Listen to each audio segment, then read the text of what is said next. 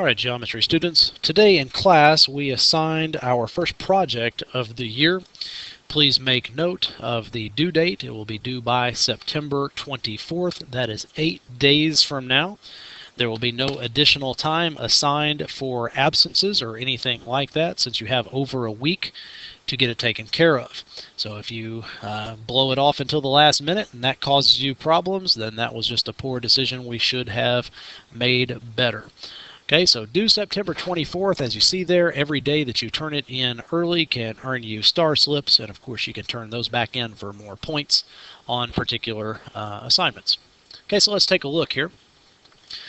Your poster, as well as any project that we assign during the year, is going to count as a test grade. Now remember that test grades count for half of your 6 weeks averages. So a lot of people are already thinking right off the bat they're not going to do a project, they're just not going to spend their time on it, and that's pretty much going to guarantee them failing grades for the 6 weeks throughout the year. So please don't blow this off. Posters can earn additional credit for exceptional creativity and thoughtfulness. Now let me be clear about what I mean by exceptional creativity and thoughtfulness. This is an academic project, so when I say exceptional creativity and thoughtfulness, I'm talking about academically. It's nice if you decorate your poster and make it pretty, but extra creativity does not mean just putting extra glitter on it. It means putting more thought into what you're doing and doing a better job of coming up with what to put in your project. That would be extra credit. Project is going to be graded by a set rubric, which I will cover more in detail here in a moment. And each poster that's turned in should have the following things within it. Everybody is going to be assigned a term in order to do their project over. So obviously that term will need to be exhibited on the project. These are going up in the room on the walls. So obviously we want to know what term you had that you are now providing us an example of. The definition of the term should be written or printed clearly on your project as well. And by definition, I mean the definition that was provided in class on the notes as we went through Unit 1. Okay, so this is not a let me Google the definition and put on the poster whatever Google happens to say, because in most cases those definitions are not the same definition that you were provided in class. As I've said all along, I've simplified the definitions down to as easy terms to understand as possible. So we want that easy definition, not the textbook definition that Google is liable to come up with. You also need to provide at least 3 pictorial examples that clearly demonstrate the term. Now we'll go over that more here in just a minute, and you can have more than 3, but the three of them that you provide are going to have to be formatted and done in a certain way, so make sure you listen to that here in a moment. And each picture should have a caption that explains how the picture demonstrates the term. We're not just going to throw a picture up there and leave it to the person reading your project to have to decide where your term is in the picture. You're going to explain it clearly for anybody that happens to be reading your project. Okay, now information about the pictorial examples. Okay, as I said, you can have more than 3, but 3 of them do need to conform to these guidelines.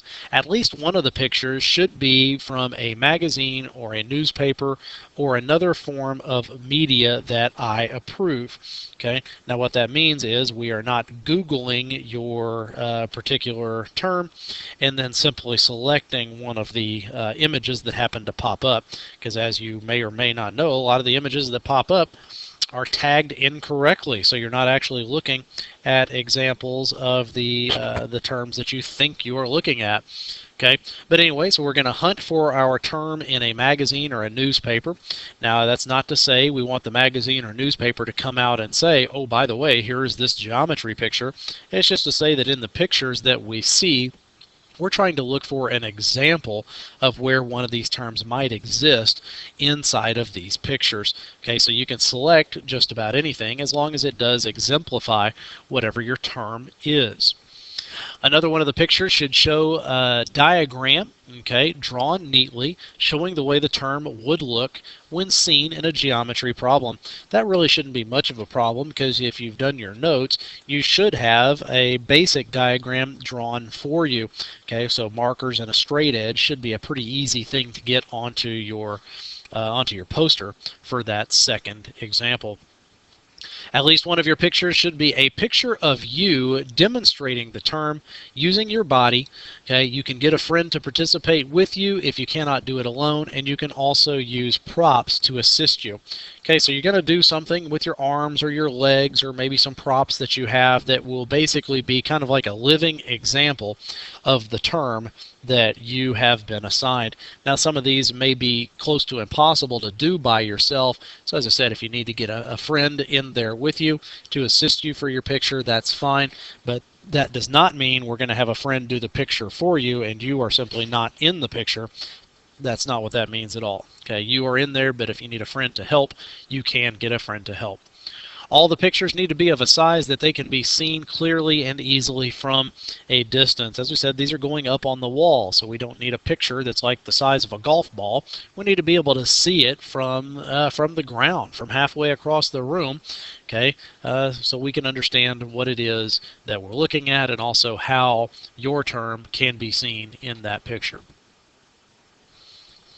Okay, now onto the scoring rubric. Okay, the presence of your term and its correct definition is going to be worth 30 points. That ought to be pretty much a no-brainer, very easy to get 30 points. So you get 30 points for a clear demonstration of the term and an easily legible definition to accompany it. You're going to lose 10 points if your term is there but not easily seen, or the definition is incorrect in some way. You're going to be down to 10 points out of 30 if your term or your definition cannot be easily viewed without studying the poster, or one or the other is missing, or the information is just not correct, and then down to 0 if your term and your definition are simply missing. Okay, for the pictures, obviously a minimum of 3 pictures, so 30 points, 10 points each, 30 points for 3 or more appropriate pictures, clearly representing the item, with one of those, all 3 of your different styles and categories being represented for your 3 pictures. Only 20 points for 2 pictures, 10 points for 1 picture, and 0 if the pictures are not there or do not clearly represent whatever your term was. The captions, okay, we're going to be explaining how it is that our particular term can be viewed in the pictures that we have selected or constructed. 10 points for each one, 30 points for 3 or more captions that accompany the term and they accurately describe where and how the picture shows them.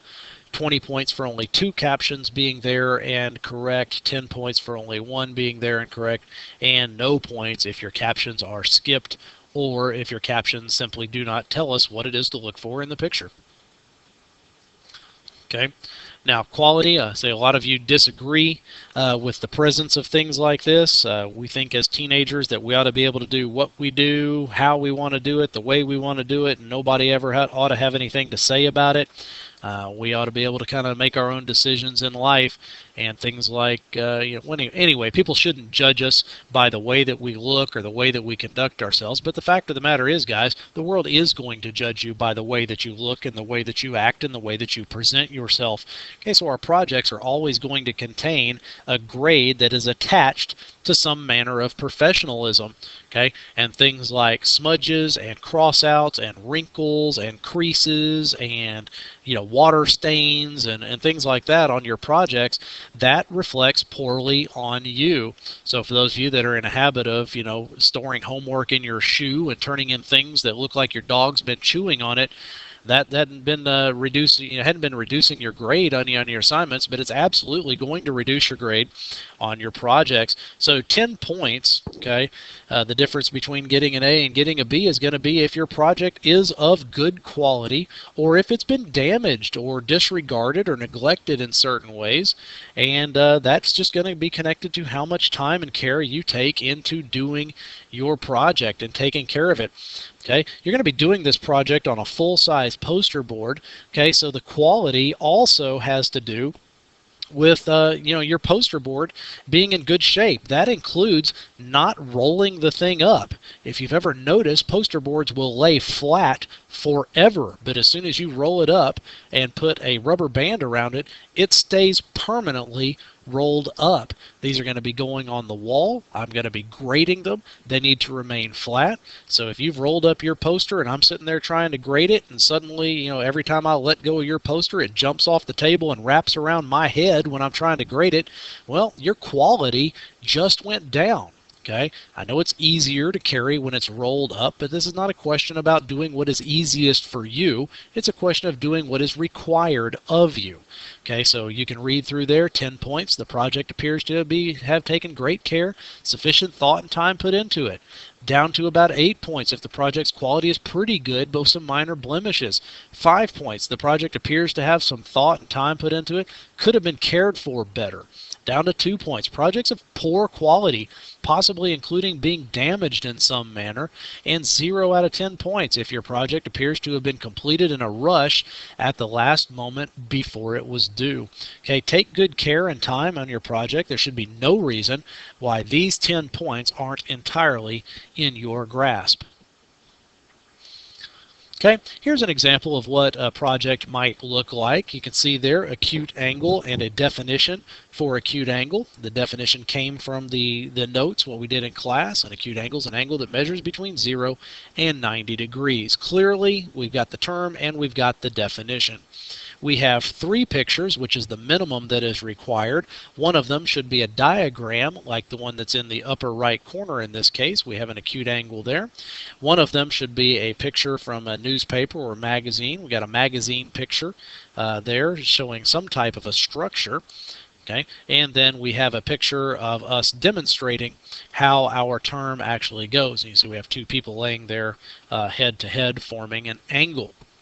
Okay, all 3 pictures are described in detail so that we know where to actually look in the picture for that, or explain to us why this picture was selected. So on the diagram, since 45 degrees is above 0 degrees but lower than 90 degrees, this is an acute angle. That communicates why that drawing shows an acute angle.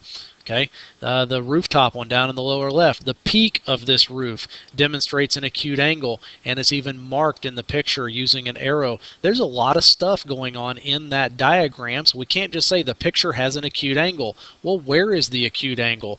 Where is it? I want to know what an acute angle is, so tell me why your picture shows me an acute angle so I can learn from your poster. Okay, and then in the lower right with the people forming the acute angle explains why that's an acute angle. Okay, the angle between their bodies is an acute angle, so it shows us why they're laying that way, why they're positioned that way, and where to look for the demonstration of an acute angle. And that would be an example of what would be a very, very good high scoring project. Okay. Now in class we assigned vocabulary terms to everybody, including those of you that may have been absent for whatever reason. So if you have forgotten your term or never got your term to begin with, you and I are going to need to visit at some point so you can find out what term you are assigned. You will be doing the term that you're assigned. There will be no instances of people saying, well, I don't like the term I got, so I'm just going to do whatever I want and turn that in instead. That's probably going to be a project that ends up resulting in a grade of 0, so let's not do that. Anyway, there is a better, slower description of the project.